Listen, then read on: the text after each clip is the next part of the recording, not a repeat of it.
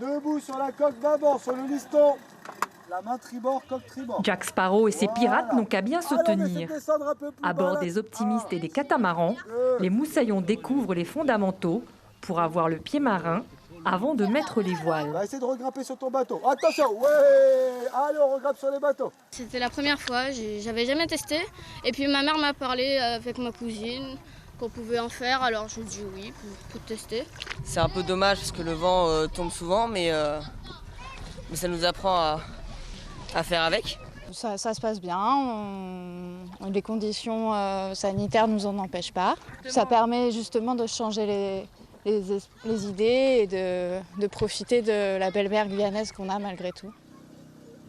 Sur une mer d'huile, les jeunes s'adaptent au temps, mais aussi aux règles imposées par le coronavirus. Si le masque est obligatoire à terre, à bord, il devient obsolète. Seule la navigation en solitaire est autorisée, exception faite pour 2 personnes qui partagent le même toit. Oui, on a des contraintes, mais les stagiaires, ils ont des avantages parce qu'ils apprennent à naviguer en solitaire depuis le début. Et c'est un avantage pour eux.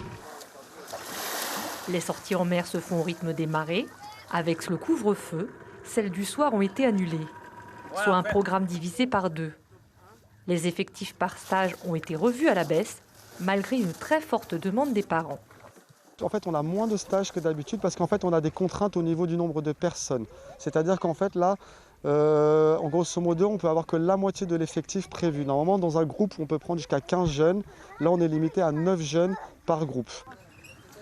Face à l'ouragan Corona, l'association rémiroise maintient son cap. En septembre, elle espère bien reprendre ses actions en faveur des enfants des quartiers défavorisés de l'île de Cayenne.